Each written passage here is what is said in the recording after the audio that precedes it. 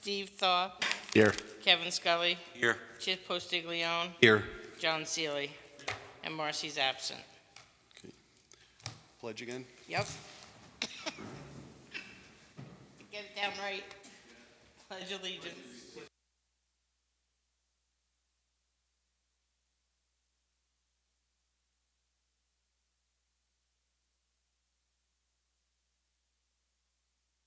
Extra pastry. Okay. Fire extinguishers behind you, fire exits. All right, first up, Homeland Towers, Verizon Wireless. And I know I went over all the notes from Cityscape. So what do you guys got going on? Please stay close to the mic so I can get it on the minutes. Sorry Thank about you. that. One of the comments from Cityscape. First, your names. Again, for the record, my name is David Kenny. I'm attorney with Snyder & Snyder. I'm here tonight to represent the applicants Homeland Towers and Verizon Wireless. As you just... Sure. I'm Vincent Xavier, the regional manager for Homeland Towers. Thank you. Thank you. As one of the comments in the Cityscape report, as well as the MHE engineering report, there will be, as a request for visuals, we're proposing to do a balloon test and have photo simulations done. We have tonight, I have handouts for the proposed viewpoint locations. We previously provided these viewshed maps, but I have these tonight.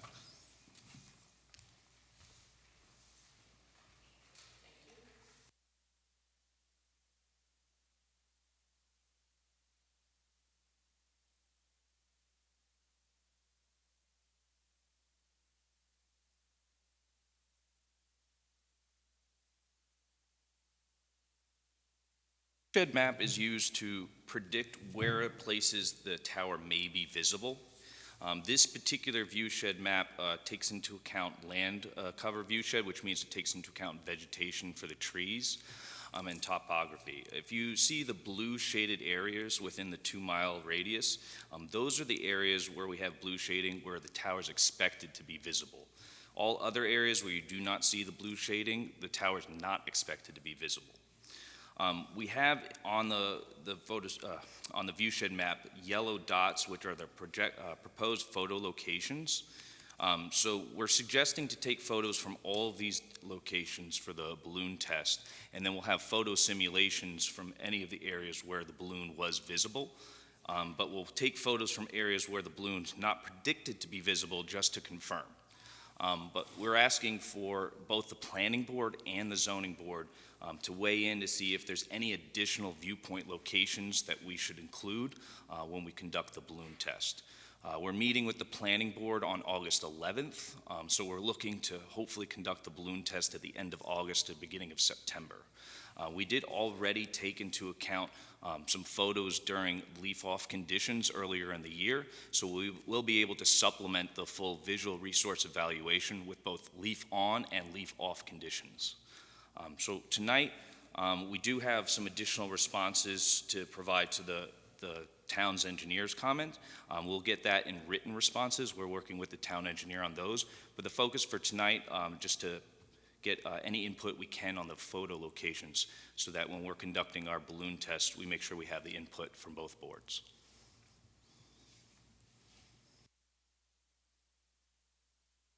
At that point too, it's hard to be put on the spot to have look at this map and pick the viewpoints right now. I don't want to put you on the spot and make you have to do that immediately. If there's any way you could just get any proposed viewpoints back to us before the 11th, before we go to the planning board, that would be appreciated.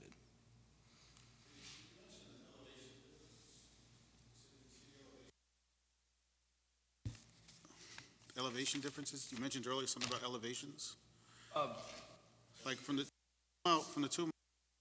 Oh yeah, so there's different, not elevation difference. The 2-mile radius is there different kind of vegetation that's being taken into account. So the topography and the vegetation has been taken out in the computer simulation that's predicting where the tower may be visible. Exactly, there'll be hills, trees, land cover. That indicated on. No, this isn't a topographic map. Yeah, this is just more, the topographic information was used in the computer modeling for the blue shaded areas of where that would be visible. These are just ortho photos that we're looking at, just regular photography flight? This isn't any LiDAR or anything showing, because LiDAR would show the elevations, give you an XYZ within, say, 2 centimeters. What we're just looking at is just photos flown.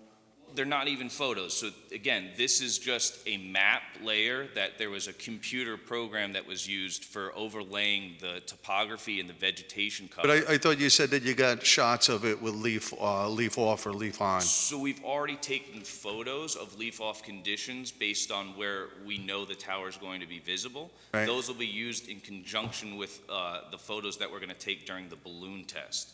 So these are just photo locations. I don't have the actual detail on Yeah. the individual photos. We'll put that together in the full VRE report. This is just something off of some like GIS database. Pretty much. Is that what we're talking A about? little bit more than that, but Yeah. it's pretty much. Yeah, this computer modeling here, it takes into account the existing terrain, it takes into account the trees and existing buildings in order to determine where you would have a direct visibility of the tower. And based on the computer modeling, it's saying that in those blue areas, you may have direct visibility. So we use that to help guide us as to where we're going to focus and make sure we capture viewpoints from in order to confirm the computer modeling. But yes, the topography is taken into account when the computer modeling does this, but then it's just placed over a satellite image. And I personally went out there during leaf-off conditions, and I went to all these viewpoints and more, and caught where the balloon or where the tower would be so that we have that to add to the report. We use Saratoga Associates, which is a very well-known visual resource firm. They actually don't even need a balloon to fly in order to produce visual simulations of the tower for you. The balloon itself is more for you and the public to really be able to see where you'd see it from. So even with the leaf-off condition photos that I took, even though there was no balloon, Saratoga Associates is still capable of simulating, if necessary, over those photos. Dave, I got a question. If you know, asking for input from us up here, would that be something that Cityscape could help us? Because to be honest with you, I don't have the slightest idea of where to suggest, and unless there's more people educated on this board that have a little more knowledge into this than I might. I missed this class. Yeah. So we certainly have Anthony Lepore here from Cityscape. He can weigh in just to, as a lead-in to kicking. Is that on? Yes, sir. Okay. So we've got Anthony Lepore here from Cityscape. I can kick it over to him for a second, but just to kind of give you an overview of my own thoughts on it. I think really where we're at right now is that the applicant is trying to, get together, among other things, the aesthetic or visual impact, which is relevant both to what this board's doing and what the planning board's doing. And in terms of doing that, they want to do the simulation to show you what the visual impact would be, and they're just asking for your input, as, based upon your knowledge of town geography and topography and what your concerns are. Are there any specific spots that you'd say, hey, look, I see where you've got these yellow spots here, those look good to me, but I'd also like to see, and I'm just making this up, I'm not suggesting it, but, I'd really like to see a photo taken from X road, let's say from Smith Road, and its intersection with Jones Road. That's a major intersection. That's where people are going to be looking up there. I'd like to get a picture from that spot, for example. And then if Anthony has any, if he, wants to weigh in anything more than that, certainly he can do that. And this is Anthony Lepore from Cityscape, and I was Hold on a second, Anthony, we can't hear you. Anthony, hold on one second. I want to make sure I can get you recorded on here. George, can you hear Anthony at all? George? Yes, have him speak again, please. testing 1, 2, 3. Check. I think it might be the volume on your computer. Yeah. Crank it up. Let me try the mic. No.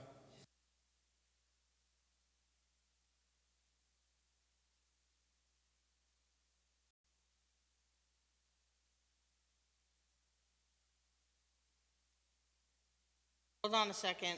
Just looking for this, A headset speaker. I don't know. I'm just looking for the volume on your laptop. I can't, usually it's right down here in the corner. If anybody,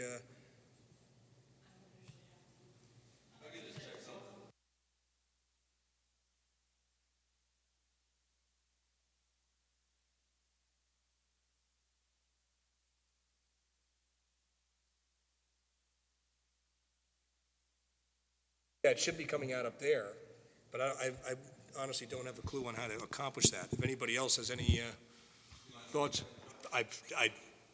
not only do I not mind, I encourage it.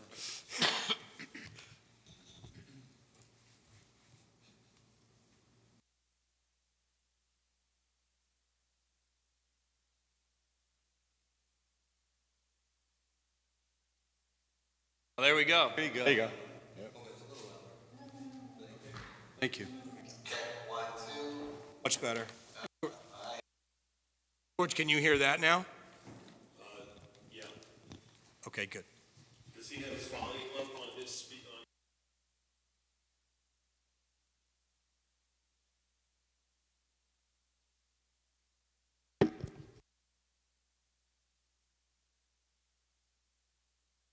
Okay, give it a test, Anthony.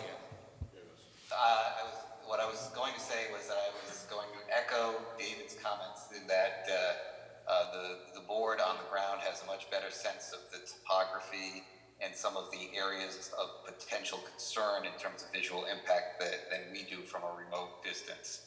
And to further echo David's comments, our experience is that areas of concerns are typically intersections where visibility can be noted, and also entrances to residential PUDs, for example, another area of concern, and then common areas like parks and other locations where people gather are also good situs points for some of these visual impact demonstrations, because that's where people will point to if they are suggesting that there is an issue with the visibility of the structure. I could also just add, even after we get through this, if all the board members or anybody else, the consultants that are going to be out that day, the balloon float, generally we set up either like an email chain or a text chain with our consultants. You'll have my cell phone number. And if you're out in the field and you say, oh man, I can see it from here for some reason, I forgot to ask for that. If you call me, I'll send my guy there to make sure he captures a photo that day as well. So this isn't like your last chance necessarily. Up to the day of, you can call me and I'll send my guy when needed. But that is exactly what we're looking for, just to have the local knowledge. If there's any parks or gathering areas that maybe we didn't take a photo location from, if there's anything that you feel that we should add to this list, we're happy to add it. But there's multiple times to do that up until the day of the float. Looks like you have Smithgrove Park on there. Which, Do you know what number you're looking at when you say 19. 29. I think 29 is Smith Club, right? Oh, I'm sorry, 29, you're right. Yeah, we have one in Smithfield Park. And that one, it's there's a blue shading there. That's not the same blue shading where we think the tower's going to be visible. That's more of a blue shading we had for it being a park. It's a little bit of a different granulated blue shading. Okay. It's like a dashed line rather than an actual shaded in. Just wanted to make that clear that we didn't expect visibility in that area.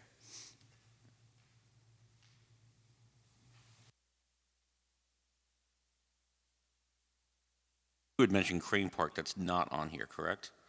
Crane Park's number 24. Yeah, Oh, it is. 24. Oh, okay, there it is. We do try, if it's a clearly identified park, we do try to make sure we include photo locations from there, but if there's, like a little league baseball field or something that maybe we didn't, if there's something like that we're missing, we'd be happy to include it.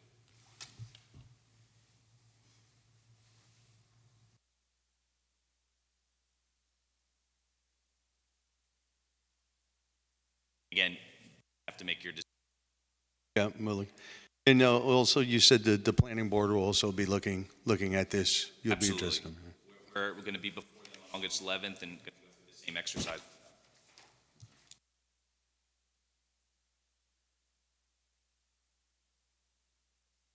And this is Anthony Lepore again. I would encourage the members of the ZBA, if they can, on the day of the test, to go out to a location and observe the visibility or non-visibility of the balloon test.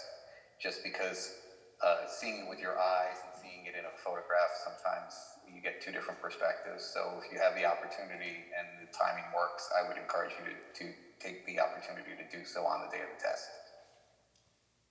To that end, if there's any, planned vacations or anything you may have over the next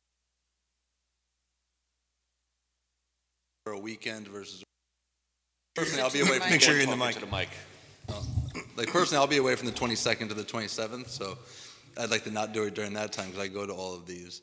But if there are certain days you're not going to be available or days you prefer, please let us know, and then we'll coordinate that together with the planning board's availability to give you the best options to view it as possible. I'm really looking forward to this one because, I actually just did a balloon float for another site in Westchester just this past Saturday, and the visibility from this, even though we're on top of a ridge here, the fact that we've designed this to be 100 feet tall on a large property that is fully wooded, the visibility is really minimal, and I'm really confident that the balloon float's going to show that. So I hope as many people as they can come out and see that. Yes, there usually is a lot more blue on these maps than we're actually seeing. And I was going to comment, it's kind of hard to believe that within that first half-mile radius that there's not more blue. I think it has to do with the tower height being 100 feet. Most of these towers are generally between 120 to 150 feet, and then it's being surrounded by that much vegetation and that much distance. Your views of a tower are generally through the trees looking up. So unless you're at a higher elevation or looking straight out at it. So being on the ridge line, having them looking up through the trees, it actually reduces the visibility of it. But the whole point of the balloon test is this is the information we got from a prediction. Let's verify that.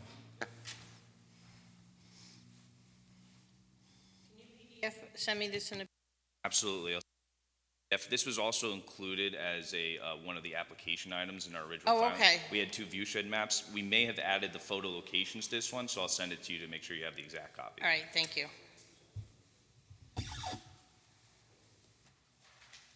As I was reading the comments there, I don't know if the rest of the board had a chance to see the comments. There was a handful of where you guys responded, say the noise or the trees or things like that. If anyone had any comments to be said on those. I was with the noise, and I know that Cityscape, first note that I had to myself is, did Cityscape see these responses to your comments? I spoke with Susan of Cityscape. She did see our responses. There was a couple of things that were missed or may have been glanced over. For instance, we did provide the 809 general municipal disclosure. That was missed. I also got clarification on some of her comments that are on page 4. She talks about the section 57-13 individual standards for certain use. She's clarified that that's only really supposed to mean that a use variance is required, as that code section says we have to be in a utility overlay district. The section 57-15 applicant disclosures, as I just stated, we provided those, and she agreed that those were provided. The visual impact assessment maps being discussed right now, we're talking about the visuals that are being produced from those maps. Right. And then the fact that we're in the RPO Ridgeline Protection Overlay Zone, she's really just noting that that's an additional quirk or requirement for this approval that's to be reviewed by the planning board. So from her standpoint, except for the visuals, which we're working to produce, we did respond to all of the comments.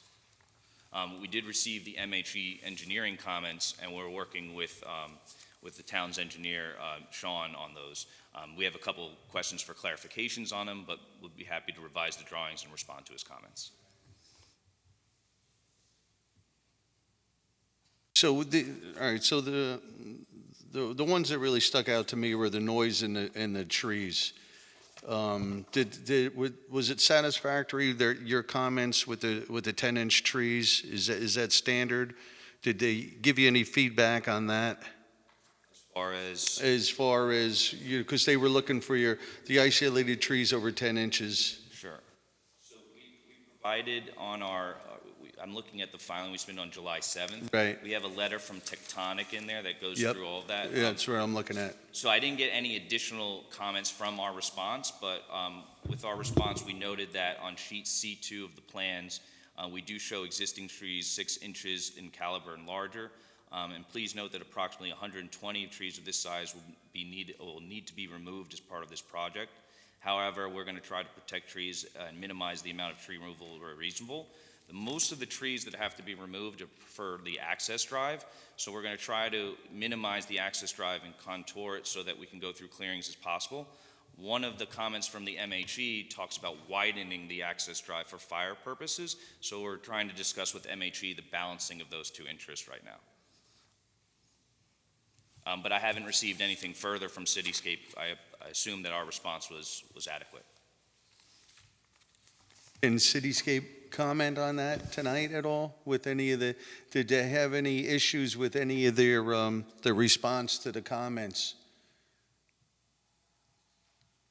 I have Ben Evans with me, who is one of the co-authors of the review, and he can perhaps address that question because he dealt directly along with Susan Raybould vis-a-vis the comments back and forth with the applicant. Except I see Ben is still muted. Ben, unmute. I didn't hear the question. We wanted. Related to whether or not. Go ahead. Related to whether or not we had any further issues with the supplemental responses that the applicant provided to the items we identified in our review. Apart from the photo sims that we're discussing this evening, the other items that were noted on page 4 of the review, the applicant indicated that they spoke with Susan and had at least addressed all of those items to this juncture. That's my understanding. I think the only outstanding item is the photo simulations. I don't recall any others.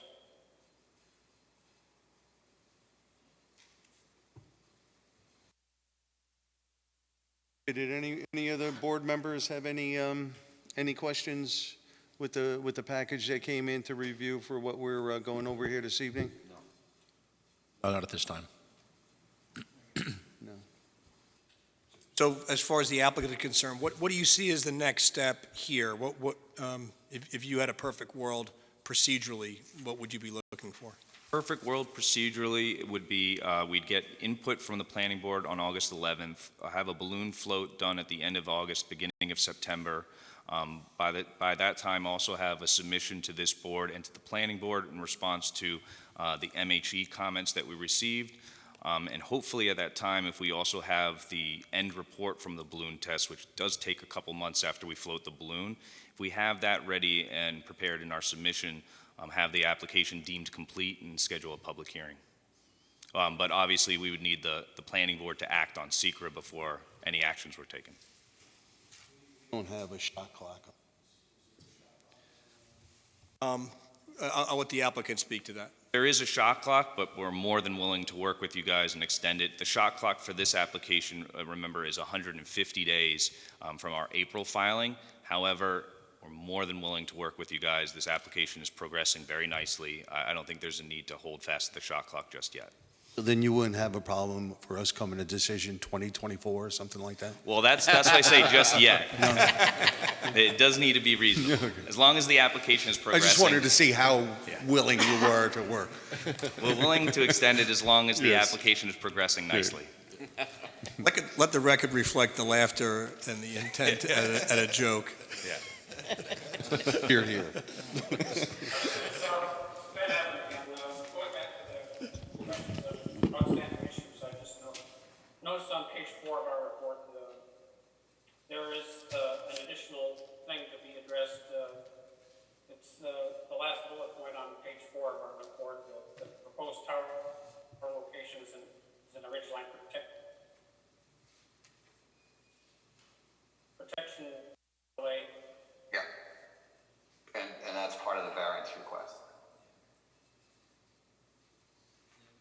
It's part of the variance request. The variance request is more that we're just outside the utility overlay district. It's part of the planning board's review is that there's additional requirements for having a development within the Ridgeline Protection Overlay District. One of the things we're doing is we're proposing to paint the facility brown.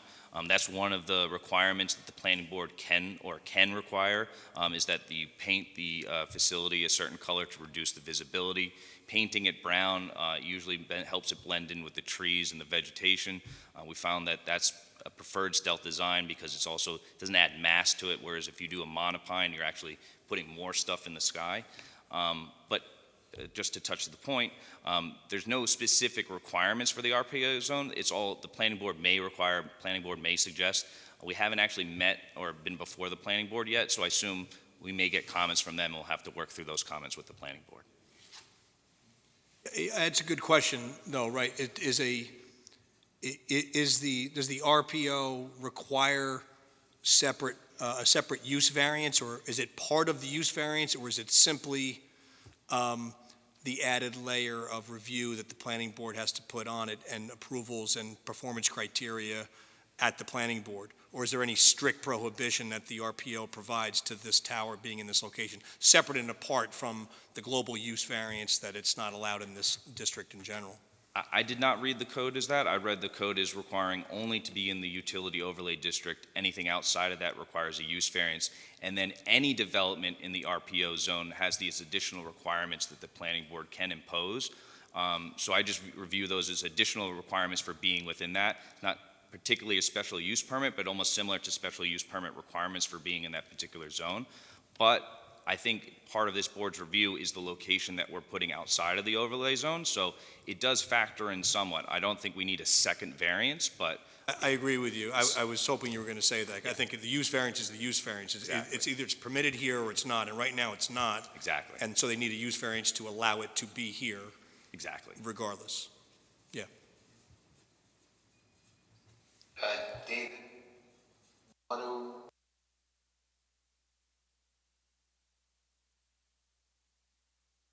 I would imagine that given the various planning issues that we have here, that the planning board is going to want to act as lead agency, and they're usually set up better to act as lead agency and to conduct the full environmental review.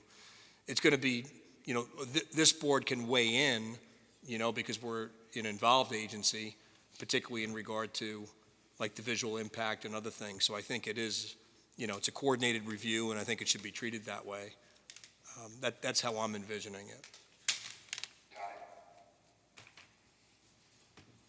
Assuming, of course, that the planning board sees it the same way and wishes to declare lead agency. I'm assuming that they would. I've only spoken with Ashley Torrey, counsel for the planning board. She did indicate that she believes the planning board would want to be the lead agency, but we haven't been before the planning board yet to confirm. And that's the 11th, right? Correct, August 11th is that meeting? That's our next meeting. We were supposed to meet with them earlier in the month, but there was a quorum issue. Okay. All right, if the board has no more questions, Straightforward. right? Yeah. So we're just, I guess we'll put it on the next agenda, and if we're ready, then we'll see you. If we're not ready, you haven't completed what you need to complete at the planning board, you let us know, and we'll kick you to the following meeting, right? Does that sound like a good plan? Yep. What is the date of the next meeting? It is The August 23rd? 23rd with submission August 2nd. Would it be possible by the August 23rd meeting to have the input on the viewpoint locations? We can have it up until the day, absolutely, but maybe we can have a first run or a first try. Yeah. Great.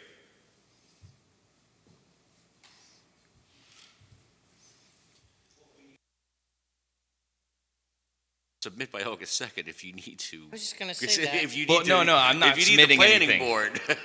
We've already submitted to the planning Okay, board. so- We were supposed to meet with them earlier in the month. They had a quorum issue, so we're on the agenda for the August 11th. Hopefully I have their input by then, and then if you guys are already meeting by then, if this is kind of a topic of discussion that night, or if you have a decision, hopefully Okay. then we can have your input then. We'll have input from both boards, schedule it for that last week in August or that first week in September. Okay. don't see an issue there. All right. Okay. All right, thanks, Thank you guys. very much. Gentlemen. Thank Have you. a good one. Thank you. Your help on the computer. Thank you, Anthony and Ben. Is there anything else while the applicant's still here that Anthony or Ben, you wanted to address? Great. Okay. I think we could probably just sign off because Anthony and, Yeah, that's the only one we there's have nobody else tonight. appearing by Zoom, so. Thank you. Thanks, guys. Have a Thank you good for night. that. Thank you. Okay.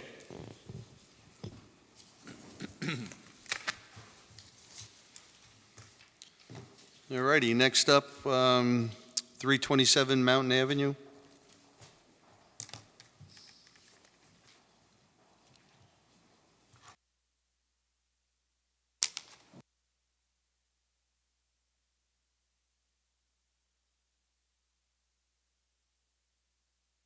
Garage, right? Yeah, well, it was, Yeah, and the garage came out of it, yeah, right? which they're not asking for, which I found odd. How you doing today? Good, I didn't think there was an issue with it, but we usually cover all variances when we look at one variance. Okay, so you asked me to speak to Ben, Oh, right. and I spoke to Ben, because there's no, that's a pre-existing Yeah. condition. Because they're not touching the shed, there's no variance required. Oh, so a pre-existing that was on the house would. Right. But because If you were this has- touching the shed, he would have needed a variance for that as well. that's a new one. But because they're not, you just need it on the house, which is what they're working on. Yeah, and not that I thought it was an issue, just, I was kind of curious, like, we always do this, Yeah. but now that makes sense. Yeah, Okay. we had them go back because as you saw the garage sitting there, Yeah. right, it just struck us as all odd that But it's 1.8 feet off the line. Did we do this as an open public hearing? Well, we were supposed to have the public hearing this evening, but when I got the answer from Ben and back from vacation, somebody forgot to do the letter for the public hearing. So Dave was very kind and agreed that we would come back tonight, set a public hearing for next month. Okay. And I won't be on vacation and forget the letter. Happened. All of a sudden, it was the day of, and I'm like, oh, this isn't gonna work. Did provide the independent survey. Yeah, so Yeah. that, So we saw that. everybody saw. thank you. Well, that was, now I know why we do some and not others.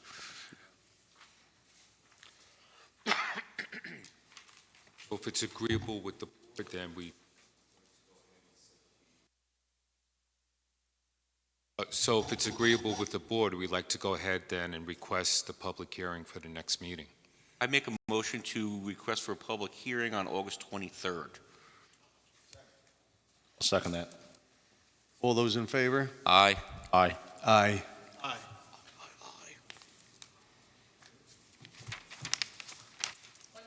Thank you.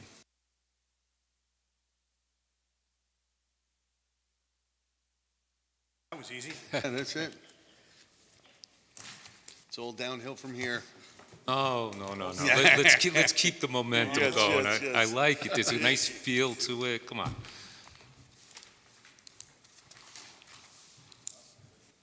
So, next up, we have Max Wessel,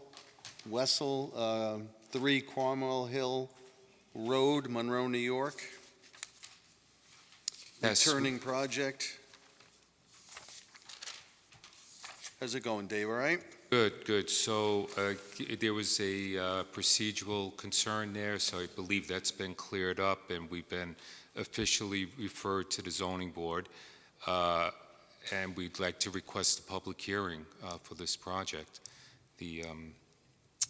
Nothing's really changed since our initial submission. What was cleared up? What was the procedure what was cleared up?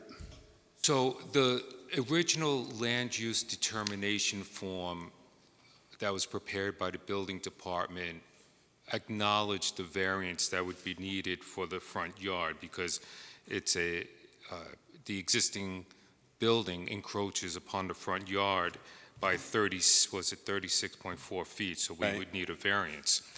I had believed that land use determination form was a referral to the zoning board. Apparently, it is not.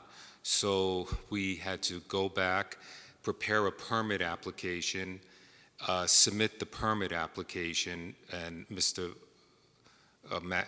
Wessels paid the fees for that, and then a new letter was prepared, which is pretty much consistent with our initial application.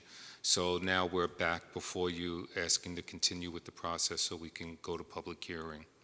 Right, and from what I remember is the additions going in that inside corner between those two structures is a foyer, right? Something of that nature, mudroom foyer type of deal? Exactly, approximately 5 foot by 10 foot front entrance foyer.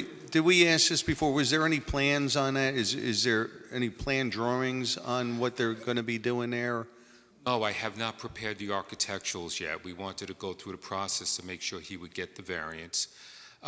As I mentioned in one of our previous presentations, it's a life safety issue. Right now, the owner has to come out the other side of the building or house, go around the house, Right. along the road to get to his garage.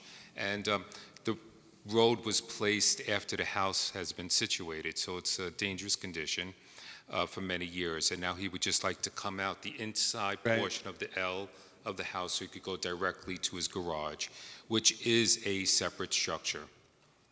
And then there was something in the submittal where if that wasn't granted, you referred to a back deck, or was there an alternate on that, or am I getting it mixed up with another?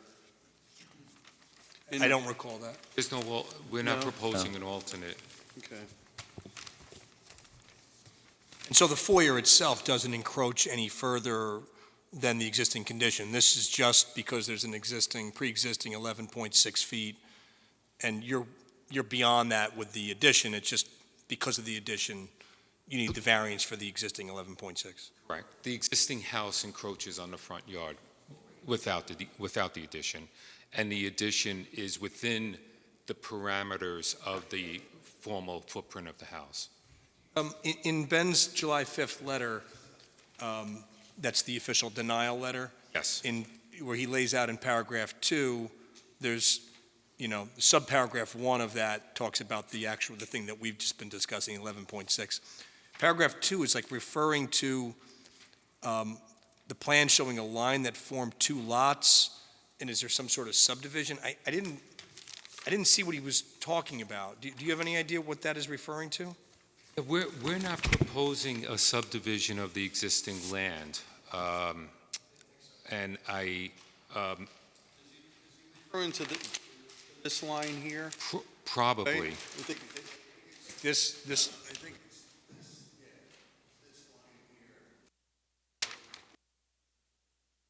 I do see that, yeah. What is that? Do you know that line? Do you have any idea No, what that line I see the line represents? I see the line you're referring to. I don't know. It might be 2-section block and lots. Well, actually, I don't even think so, because it's not showing 2-section block and lot numbers.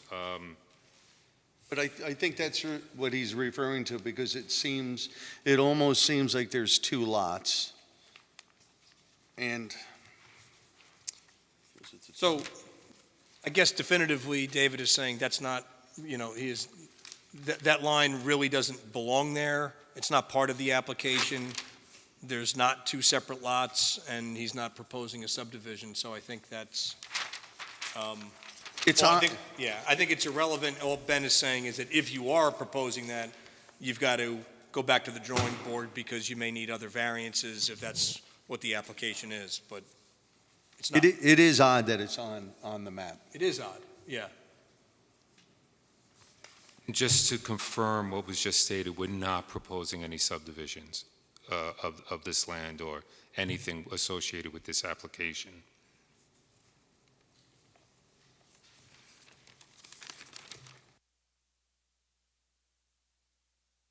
Anyone on the board have any further comments or questions? No, this was a pretty straightforward part. It is pretty straightforward, but and that's what I was referring, I thought there was another there was something odd about that with that letter from it is odd that that's on there, that line, that property line, or not property line. But that's got nothing to do with this. So if there's no other questions or comments, would it be, anyone like to propose a motion to move this to a public hearing? I'll make a motion to schedule this for a public hearing for 3 Cromwell Hill Road, August 23rd. I'll second the motion. All those in favor? Aye. Aye. Aye. Aye.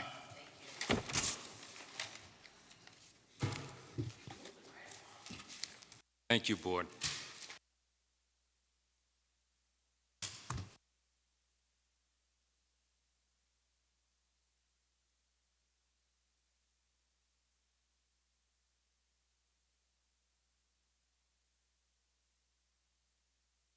Next up is a new project. Is it? 10 Stonewall Road, Monroe, New York. You've been before us Yes. on this structure before, and it never kind of came to fruition, correct? Correct. So this is an existing house on an existing piece of land, and we were before the board, the zoning board, back in 2019. And it's, I don't know what the right word is, a little scary. The only one that was on that board is Kevin. Yeah, So, it's so scary that I've he been has a here little- 3 years and I didn't realize that. And of course, David and Noreen. So at that time, the owner had hired us or retained us to design a second floor on the existing house. No change in footprint, no change in, no additions to add to the building. We were before the board because most of the homes in that area have pre-existing non-conforming conditions. So while the second floor addition is allowed, yet we needed the area variances associated with the footprint of the house. So that required a lot area variance, a lot width variance, a front yard variance, and a side yard variance, just to codify the existing house. And happily, I believe I included the zoning board resolution at that time, but on or about November 2019, the board voted in favor of granting those variances. Subsequent to that, we submitted plans to the building department. Oh, actually, no, I take that back. We did not submit plans to the building department. As you could see, it was 2019. COVID hit in 2020. Everything came to a halt. So we don't have to belabor the point of 2020, yet in 2021, there was a death in the family. I believe his mother-in-law had passed away, and that added complications. So the typical phrase, life got in the way, definitely occurred here. And now that everything is being collected together and they have their feet underneath them, so to speak, he'd like to go ahead with the second floor addition. The scope has not changed from the original zoning board presentation or the zoning board resolution to approve the variances. And the owner has been diligent, I have to say. He shows up to my office quite a bit to express his desire to go ahead with the project. Let's put it that way. He's enthusiastic. Him and his wife are enthusiastic to do so. The description of the house is on page 2 in the resolution. The existing footprint has 722 square feet. That's at grade level. There is a basement. It's, for all intents and purposes, not usable. It has rock underneath it, and the elevations change quite a bit. And then the second floor addition would basically be included or within the parameters of that 722 square foot existing footprint.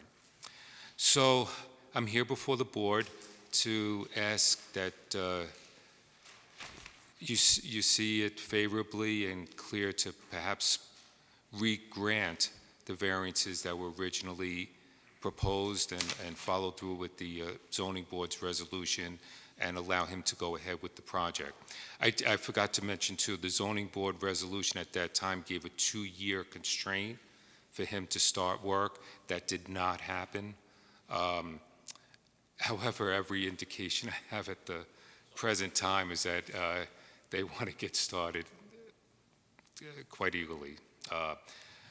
We reapplied. I believe we submitted all the applications again and everything, and hope that the board would be favorable.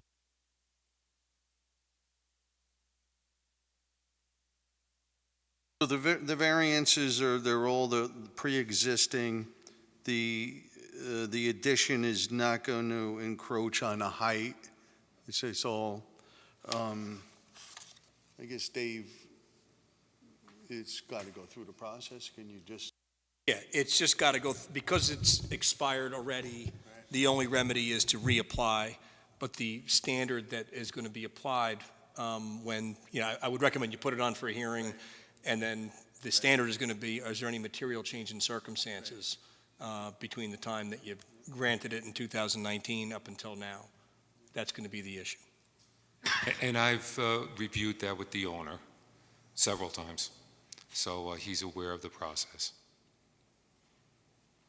Anyone on the board have any other questions or comments? If not, you got anything? Yeah, if not, would anyone like to make a motion to move this to a public hearing? I make a motion to move this to public hearing on August 23rd. Second that. All those in favor? Aye. Aye. Aye. Aye. All right, 23rd is going to be busy, hey? Blame it on Kevin.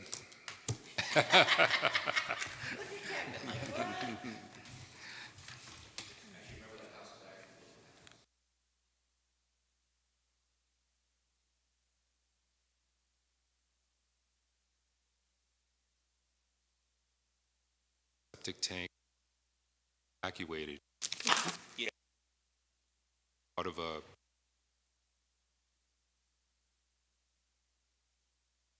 All those houses. All have. all of them.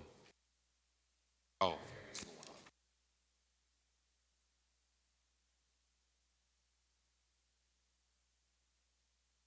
So, thanks, David. Okay. Thank you. Board You're members, free. thank you very much. I guess we'll be seeing each other on the 23rd.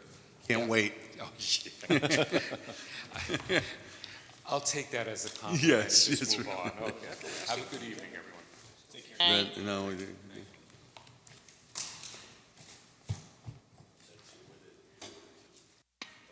something we can help you with back there?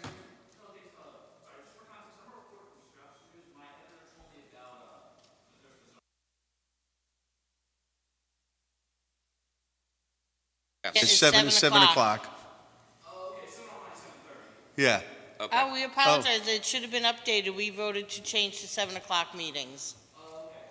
So in the future, FYI, we're at 7. It's 7. Trying for And 6:30. check up again, because in the future, we could possibly even go to 6:30. That's up to you guys. No, I don't care, but it was discussed. Yes. And we were going to discuss it again. Sorry about that. Yeah, sorry, but you missed a lot between 7:30. It was great. It would have been a good story. Yeah. He's being so. The video will Oh, go then, up yeah, on you can YouTube. watch it Yeah. on, And it'll be yeah. on TV as well. Yep. Have a good night.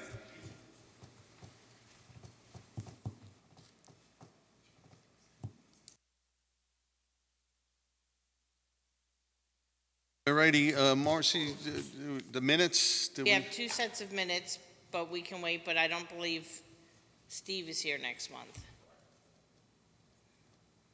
I mean, so you can get who read them? I mean, can we do it You piecemeal? actually have my copies in with your bills, I think, because they're not here. I think I gave you too much stuff before.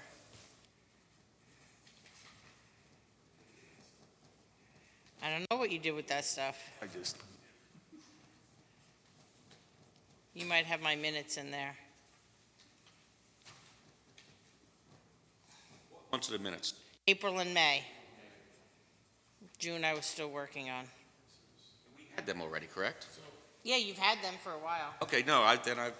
Yeah, I've read them. The Yeah, then I sign, read these them. aren't the minutes. That's all I got. The bills and, Okay, well, I remember I was And then up to the- date with everything that was yeah. given to us. all right. So I know Marcy's not here and Steve's not going to be here next month. So we'll catch up. They're all on the website under draft, so. Yeah, yeah. Yeah, no, I've seen No, it. no, They are I've read published. this Yep. April, May. I think you sent them to us, too. You emailed them. Yeah, I Yeah. try to email I them read them together all, closer yeah, to the yeah. meeting. But we will go on. Okay. Roger that. That wraps it up, eh? We have to wait, We're waiting for 7, Marcy. I'm not going to be able to go before 7. Okay. and Marcy has a new commute starting when she gets back. She Yeah. has to I don't- figure I'm- out. But I'm don't- the it most shouldn't, flexible you of know, everybody, because probably. I can't make it before 7, should not stop anyone. If you would like me to leave the board, or someone thinks that they can do a better job, I understand 150%, yeah. And who am I to stand in the way of progress? 7 o'clock works for all. Yeah, righty. I'm probably the most flexible of everybody with time.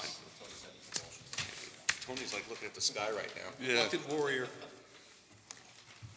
Are we motioning to? Yeah, can I make a motion to end this meeting? I make a motion to close the meeting? I will second that.